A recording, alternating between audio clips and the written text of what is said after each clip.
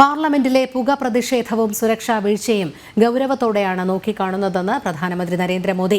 രാജ്യസുരക്ഷയുമായി ബന്ധപ്പെട്ട സംഭവത്തെ പ്രതിപക്ഷം രാഷ്ട്രീയ വിഷയമാക്കരുതെന്നും അദ്ദേഹം വ്യക്തമാക്കി. അതേസമയം സംഭവത്തിൽ പിടിയിലായ പ്രതികളുടെ മൊബൈൽ ഫോൺ അവശിഷ്ടങ്ങൾ ഫോറൻസിക് വിഭാഗം പരിശോധിച്ചു.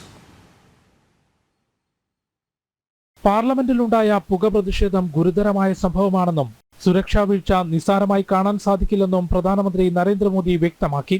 ഒരു ദേശീയ മാധ്യമത്തിന് നൽകിയ അഭിമുഖത്തിലാണ് പ്രധാനമന്ത്രിയുടെ പ്രതികരണം. രാജ്യം ഒരേ മനസ്സോടെ നേരിടേണ്ട വിഷയമാണിതെന്നും രാജ്യസുരക്ഷയെ ബാധിക്കുന്ന സംഭവത്തെ പ്രതിപക്ഷം രാഷ്ട്രീയ വിഷയമാക്കരുതെന്നും അദ്ദേഹം ആവശ്യപ്പെട്ടു. ലോക്സഭയിലെ സംഭവങ്ങളിൽ സ്പീക്കർ തികഞ്ഞ ഗൌരവത്തോടെ നടപടികൾ സ്വീകരിച്ചിട്ടുണ്ട്. ഏജൻസികളുടെ വിശദമായ അന്വേഷണം നടക്കുന്നുണ്ടെന്നും പ്രധാനമന്ത്രി കൂട്ടിച്ചേർത്തു.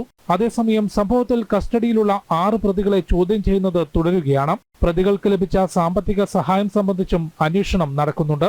പ്രതികൾ നശിപ്പിക്കാൻ ശ്രമിച്ച ഫോണിന്റെ അവശിഷ്ടങ്ങൾ രാജസ്ഥാനിൽ നിന്നും അന്വേഷണ സംഘം കണ്ടെത്തിയിരുന്നു.